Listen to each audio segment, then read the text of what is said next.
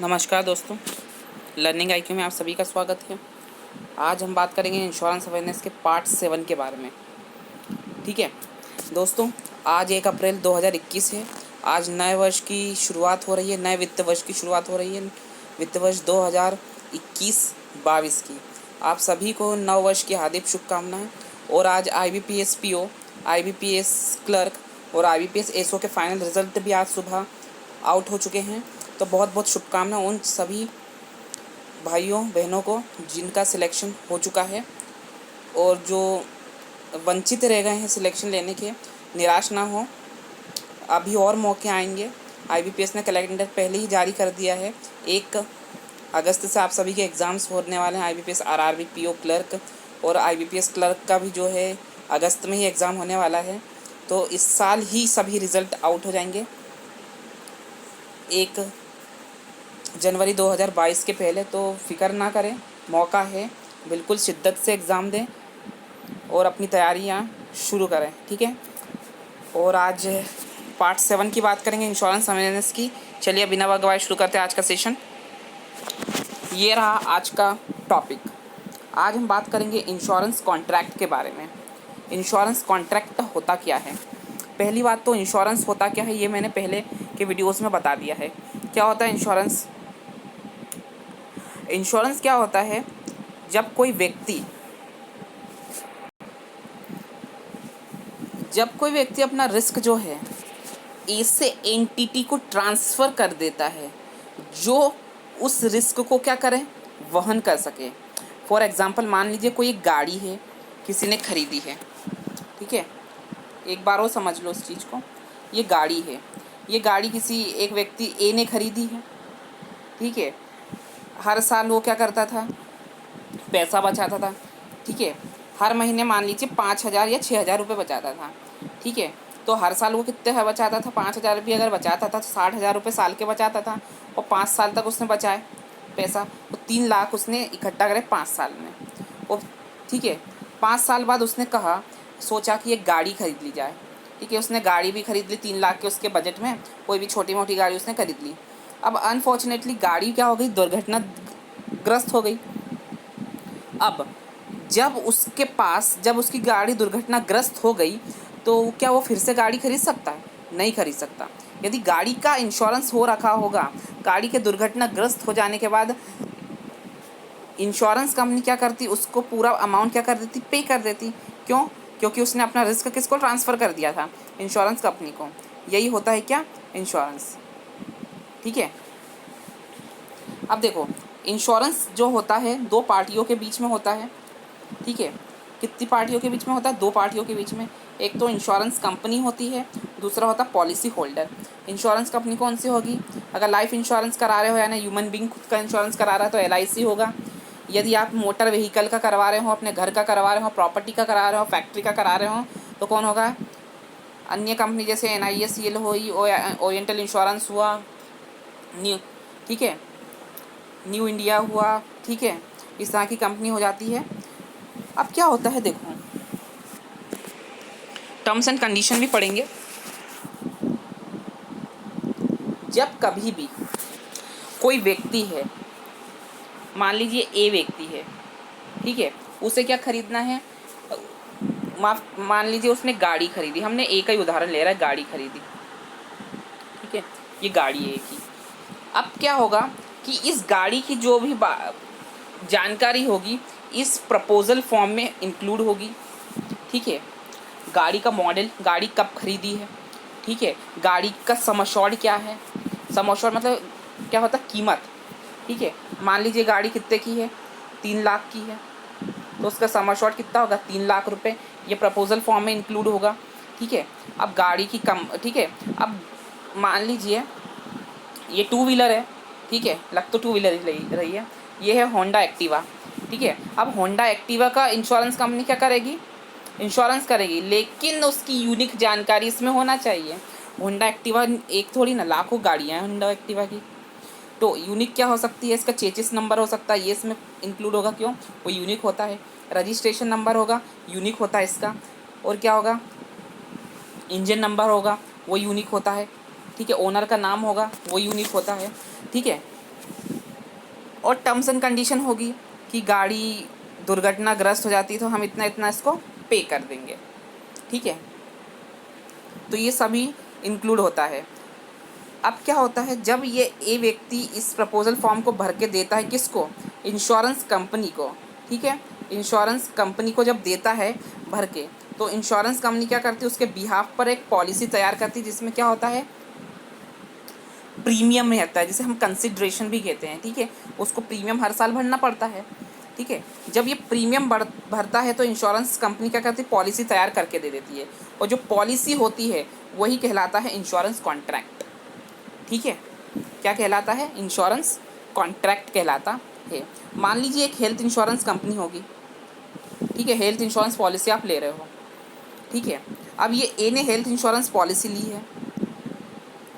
अब उस health insurance policy में ये पूरी जानकारी देगा, ठीक है, कि हाँ मेरे को कोई बीमारी नहीं है। अगर इसको कोई बीमारी नहीं है तो, या फिर इसकी आदतें अच्छी, हमने शुरू में पढ़ा था आदतें आपकी अच्छी होना चाहिए, जैसे शराब नहीं पीता हो, सिगरेट नहीं पीता हो, और क्या बताया था मैंने, एक चीज़ और बताई थी, ध्यान नहीं आ रही मेरे को।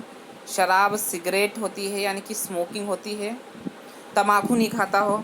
तो ये क्या होगा, ये बीमारी खड़ी करने वाले कारण होते हैं, ठीक है। बड़ी बीमारियां होती हैं, 3 चीज़ों से तो बड़ी बीमारियां होती है, ठीक है। अगर ये सब चीज़ नहीं करता होगा तो स्टैंडर्ड व्यक्ति होगा, स्टैंडर्ड, ठीक है, मतलब उसका रिस्क क्या होगा, कम होगा। लेकिन ये सब चीज़ें करता होगा, रिस्क क्या होगा, ज़्यादा होगा, ठीक है। यानी कि अगर रिस्क ज़्यादा है तो क्या होगा, प्रीमियम क्या होगा, ज़्यादा होगा। रिस्क कम है तो प्रीमियम क्या होगा, कम होगा। उस हिसाब से इंश्योरेंस कंपनी क्या करती है, ये कॉन्ट्रैक्ट तैयार करती है। लेकिन अगर इसने छुपाई बातें, क्या करे, बातें अगर छुपाई कि मुझे ये था, तो क्या होगा, आगे चल के जब इंश्योरेंस कंपनी को पता चलता है कि यार इसको तो बीमारियां थी, तो ये कॉन्ट्रैक्ट जो होता है नल एंड वॉइड हो जाता है, मतलब कैंसिल हो जाता है, ठीक है। चलिए आगे देखते हैं। ये होता है इंश्योरेंस कॉन्ट्रैक्ट के बारे में दिया हुआ है, ठीक है।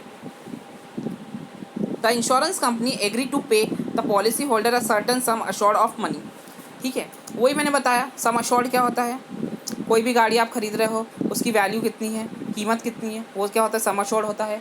हेल्थ इंश्योरेंस, ठीक है।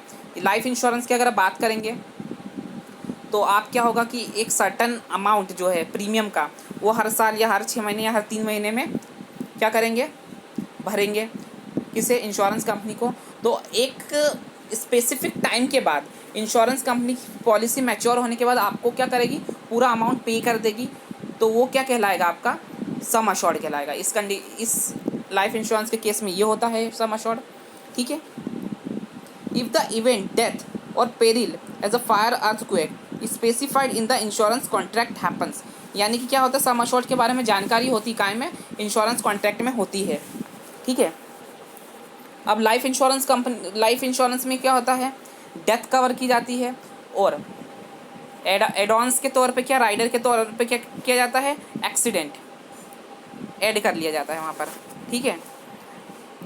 जनरल इंश्योरेंस की बात करें तो पेरिल होगी, दुर्घटना होने के कारण हो सकता है क्या, फायर इंश्योरेंस हो सकता है, यदि आग लग जाती है प्रॉपर्टी में तो क्या होगा कि इंश्योरेंस कंपनी क्या कर देगी, पे कर देगी। अर्थक्वेक आता है, उसके कारण प्रॉपर्टी क्या होती है, प्रॉपर्टी को नुकसान होता है तो इंश्योरेंस कंपनी उसमें पे कर देती है। ये सब चीज़ें लिखी होती काय में, इंश्योरेंस कॉन्ट्रैक्ट में। Provide the policy holder has been paying the premium as a specified in the insurance contract, ठीक है। इंश्योरेंस कॉन्ट्रैक्ट में ये भी होता है कि जो समय पर जो है पॉलिसी होल्डर जो है वो प्रीमियम पे करेगा। यदि आप प्रीमियम को डिफ़ॉल्ट करते हो, यदि नहीं पे करते हो, तो कॉन्ट्रैक्ट क्या होता है, नल एंड वॉइड हो जाता है, जिसको हम पॉलिसी का लैप्स होना भी कहते हैं कई बार, ठीक है। तो जो प्रीमियम है लगातार समय पर भरते रहना चाहिए। देखो एग्जाम्पल अब मैंने एक लिया है यहाँ पर, mister A has taken a term insurance policy. Term insurance policy कौन सी होती है, जो लॉन्ग टर्म के लिए होती है, लंबे समय के लिए होती है, जो 10 साल, 15 साल, 20 साल इस तरह की होती है, ठीक है। मिस्टर ए ने क्या लिया, टर्म इंश्योरेंस पॉलिसी ली है from an insurance company for 20 years, 20 सालों के लिए उन्होंने ली है। अकॉर्डिंग टू द पॉलिसी की टर्म्स के अनुसार, शर्तों के अनुसार, mister A has agree to pay an annual premium of 8,000। अब क्या हुआ है कि कॉन्ट्रैक्ट के हिसाब से, पॉलिसी की टर्म्स के हिसाब से मिस्टर ए ने क्या कहा है कि वो हर साल में एक बार क्या करेंगे, 8,000 रुपये क्या करेंगे, प्रीमियम जमा करेंगे। The insurance company has agree that during this 20 years, insurance company ने इस बात पे सहमत हुई है इन 20 सालों के दौरान, if mister A dies then the company will pay mister A's family ₹50 lakhs। ठीक है, यदि इस 20 सालों के दौरान मिस्टर ए की डेथ होती है तो उनकी फैमिली को कितने 50 लाख रुपए दिए जाएंगे, किसके द्वारा, इंश्योरेंस कंपनी के द्वारा, सम अश्योर्ड के तहत। ठीक है, प्रोवाइडेड ही पेज प्रीमियम रेगुलरली, बशर्त ये है कि वो प्रीमियम क्या करें, रेगुलर पे करते जाएं। ठीक है, ये बात बताइए। टर्म्स देखिए अब, the risk which is the subject matter of the contract. ठीक है, जिस वस्तु का या जिस व्यक्ति का आप रिस्क कवर करवाना चाहते हैं उसकी पूरी जानकारी कहाँ पे होना चाहिए, कॉन्ट्रैक्ट में होना चाहिए। सब्जेक्ट मैटर कौन होता है, अगर हेल्थ इंश्योरेंस की बात करी जाए या लाइफ इंश्योरेंस की बात की जाए तो वो व्यक्ति है जिसका आप इंश्योरेंस करवा रहे हैं, वो कौन होता है, सब्जेक्ट मैटर होता है। यदि किसी गाड़ी का इंश्योरेंस करवा रहे हैं या किसी प्रॉपर्टी का इंश्योरेंस कराते हो, वो प्रॉपर्टी जो है सब्जेक्ट मैटर होती है, गाड़ी सब्जेक्ट मैटर होती है। जैसे हमने होंडा एक्टिवा का एक उदाहरण लिया था, वहाँ पे होंडा एक्टिवा क्या थी, सब्जेक्ट मैटर थी। ठीक है, उसकी पूरी जानकारी होना चाहिए वहाँ पर, क्योंकि एग्जाम्पल लेके मैंने पहले बता दिया है। The event upon which the liability of insurance would arise. ठीक है, जो ठीक है, अब इसका मतलब समझो इस लाइन का क्या है। एग्जाम्पल के तौर पे मान लो किसी व्यक्ति ने लाइफ इंश्योरेंस पॉलिसी ले रखी है, जैसे मिस्टर ए की ही बात कर ली जाए। मिस्टर ए 8,000 रुपये भर रहे थे, 20 सालों तक उनके भरना थे, लेकिन हुआ क्या कि मिस्टर ए ने पॉलिसी ली, उसके 3 साल बाद ही मिस्टर ए की डेथ हो गई। ठीक है, यानी लाइबिलिटी क्या हुई इंश्योरेंस कंपनी की कि उसकी जो मिस्टर ए थे उनकी फैमिली को कितना देना, उन्हें 50 लाख रुपये देना है। ठीक है, ये लाइबिलिटी हुई। ठीक है, यानी कि सारी चीज़ें मेंशन होती है, यानी कि जो लाइबिलिटी होती है इंश्योरेंस कंपनी की वो बढ़ जाती है, यानी कि जिम्मेदारियां बढ़ जाती है। ठीक है, the nature of liability of the insurer, the amount and the manner of the policy holder. अब क्या होता है इसके अंदर कि अमाउंट आप कैसे लोगे। अब मिस्टर ए की डेथ हो गई, अब उनकी जो है फैमिली कैसे लेना चाहती है, क्या वो 3 महीने में एक बार है ना कुछ किश्तों में अमाउंट लेना चाहती है, 6 महीने में लेना चाहती है, साल भर में, या पूरा इकट्ठा एक साथ 50 लाख रुपए लेना चाहती है। या फिर आप गाड़ी का इंश्योरेंस करवा रहे हैं, आपकी गाड़ी टूट फूट गई तो इंश्योरेंस कंपनी क्या बोलेगी, आगे इंश्योरेंस कंपनी बोलेगी एक काम करो, आपकी गाड़ी में जो भी नुकसान हुआ है आप अपनी तरफ से करवा लो। ठीक है, आप अपनी तरफ से करवा लो। या फिर घर, यदि आपकी प्रॉपर्टी हुई, प्रॉपर्टी में क्या हुआ, दुर्घटनाग्रस्त हो गई, इंश्योरेंस कंपनी ये बोल देगी कि आप अपनी तरफ से आपकी प्रॉपर्टी जो है ठीक करवा लो, हम आपको पैसा दे देंगे, बिल ला के दे दो, हम आपको पैसा रिफ़ंड कर देंगे। या फिर आपके प्रॉपर्टी में जो भी नुकसान हुआ हम खुद करवा के दे रहे हैं, क्या कर रहे हैं, हम खुद करवा के दे रहे हैं, जैसे पहले था वैसा बनवा के दे देते हैं। ठीक है, ये मैनर होता है कि पैसा कैसा लेना है। ठीक है, आप खुद करवा रहे हो, बिल दे रहे हो इंश्योरेंस कंपनी आपको पैसा वापस दे रही है, मैनर हुआ। इंश्योरेंस कंपनी खुद वैसा की वैसा बनवा के दे रही है, आपको 1 रुपया नहीं दे रही है, वो मैनर हुआ। ठीक है, other obligation if any of the policy holder. अब देखो ऐसा होता है कि आपने किसी प्रॉपर्टी का इंश्योरेंस करवाया, ठीक है, या फिर आपने गाड़ी का इंश्योरेंस करवाया, तो ऐसा नहीं कि नेग्लिजेंस कर रहे हो। ठीक है, गाड़ी अंधाधुंध चला रहे हो, कैसी भी चला रहे हो, ठीक है, कैसी भी आप चला रहे हो और वो दुर्घटनाग्रस्त हो जाए, इस बात का भी ध्यान रखना चाहिए कि भले ही इंश्योरेंस हो जाए लेकिन आपको आपकी प्रॉपर्टी का ध्यान ऐसे रखना है जैसे उसका इंश्योरेंस हुआ ही नहीं हो। ठीक है, consequence of any default in obligation by the policy holder. जैसा कि मैंने पहले ही बताया, कुछ भी डिफ़ॉल्ट करता है पॉलिसी होल्डर तो क्या होता है, इंश्योरेंस कॉन्ट्रैक्ट क्या होता है, नल एंड वॉइड हो जाता है। जैसे हेल्थ इंश्योरेंस कॉन्ट्रैक्ट, आप हेल्थ इंश्योरेंस पॉलिसी ली है उस, और हेल्थ इंश्योरेंस पॉलिसी में आपने वो बताया नहीं है कि आपको कोई बीमारियां थी, या फैमिली इंश्योरेंस करा तो फैमिली में किसी को बीमारी थी वो डिस्क्लोज़ नहीं किया है, और बाद में इंश्योरेंस कंपनी को ये बात ज्ञात होती है कि आपने डिफ़ॉल्ट करा इस चीज़ को, तो कॉन्ट्रैक्ट क्या होता है, नल एंड वॉइड हो जाता है। कई बार क्या होता है, आत्महत्या के केस जो होते हैं, कई लोग क्या करते हैं, सुसाइड कर लेते हैं, ठीक है। तो उस केस में क्या होता है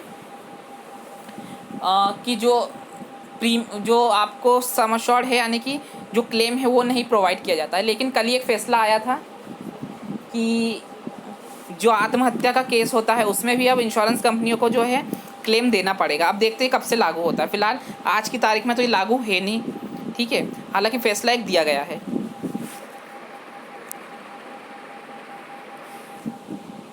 चलिए ये देख लीजिए, for an insurance contract to be valid and enforceable it must deal with matters which are legal and are not against public policy.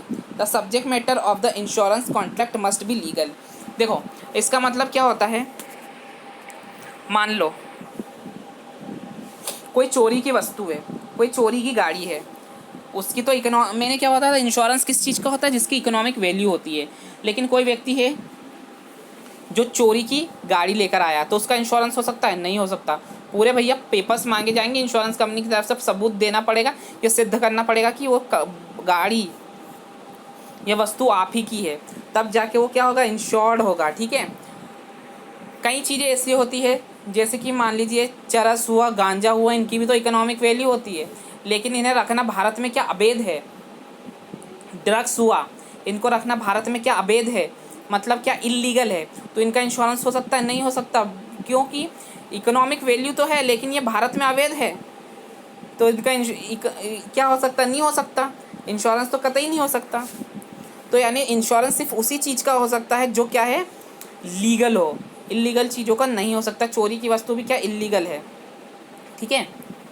तो दोस्तों यही था आज का छोटा सा सेशन, इसमें आज हमने बात करी इंश्योरेंस कॉन्ट्रैक्ट की और टर्म्स एंड कंडीशन की। उम्मीद है सेशन पसंद आया होगा।